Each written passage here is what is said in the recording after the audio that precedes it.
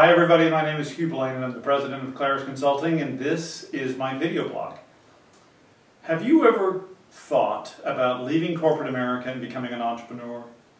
Have you ever thought about trying to become more entrepreneurial in the world of work? Then if you have ever answered yes to those questions, these video blogs are going to be perfect. Because today we are talking with Lenora Edwards, who is a truly world-class business entrepreneurial coach and consultant. And I have a disclaimer up front, is that I've worked with Lenora personally, and if you remember, we go back to 2002. I had just left the Tom Peters Company and gone over to the Institute. Yes. And here's my sales pitch about why Lenora should be here. When I left one consulting company and went to another, there was a lot of integration of intellectual property. What Lenora was masterful at was being able to show me how to integrate the two different worlds from these two different companies and to get off the ground from a sales perspective as quickly as possible.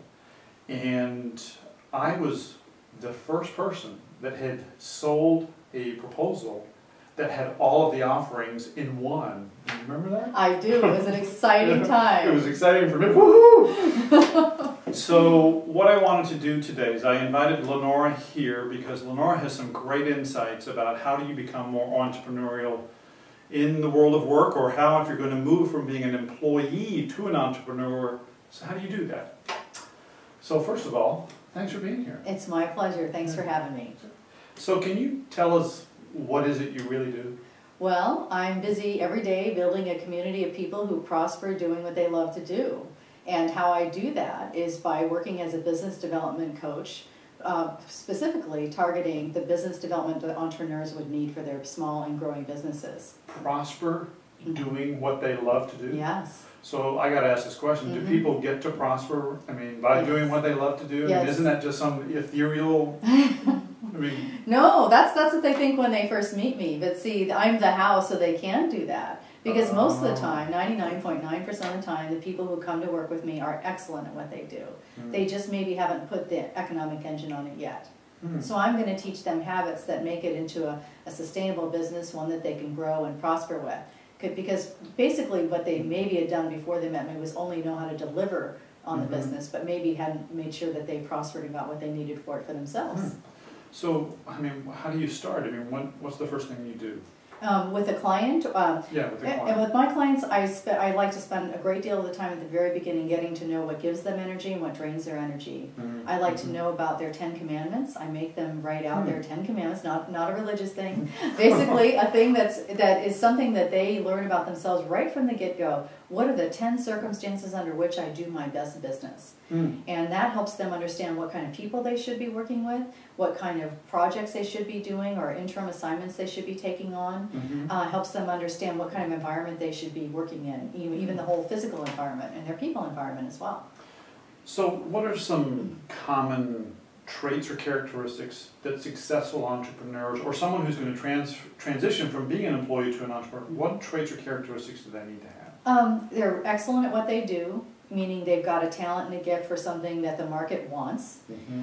They're usually wonderful, are very articulate communicators.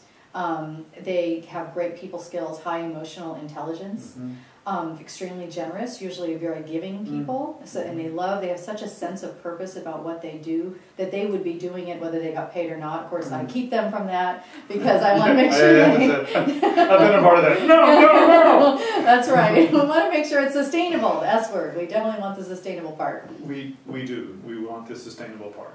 So if that's the case, then the question that just kind of came to my mind was, so I just absolutely forgot what the question was while I was sitting there, so excuse me for just 1 second.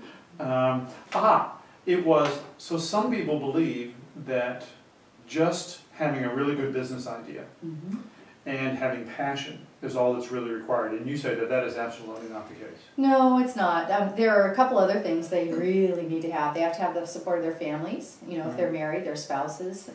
It's important that, you know, everybody's in on the program because there are ups and downs, and it really helps cushion the blow when things don't go as expected. Right. They have to be extremely flexible and understand, okay, plan A didn't work, so we have this contingency plan over here we created just in case. That's Right. when we use it. They have to have a pretty good sized confidence about them to help them sustain that. It's really imperative they have a great people network, people that they can call and count on for great advice, or just, I know you can do it. And they have to have the skills to be able to find the resources they need, whether it's like, I've got to find another expert to help me out here, I've got to, you know how to use the internet to find, you know, the words to solve this problem, things like that. Do you have a bias that everyone is, their internal makeup is such that they could be an entrepreneur? No, I do not believe everyone can be an entrepreneur. So there's some people that should just be more entrepreneurial within the confines of their current work environment. Absolutely, because they thrive when there's a bigger structure that's created by someone else. Right, okay. Yeah. So if we're going to, one of the things we're going to do is we're going to actually kind of do a little bit of an overview here. We're going to pause, and then we're going to have Lenora's three recommendations of what you can do to become more entrepreneurial, either in the world of work where you are now, or if you're going to transition from being an employee to an entrepreneur, what are the three things that you need to have in order to do that? Great. So we're going to take a break here, and then when you come back, we will have the first of the 3 video blogs about how do you actually make this transition. Thanks, and we'll see you in a minute.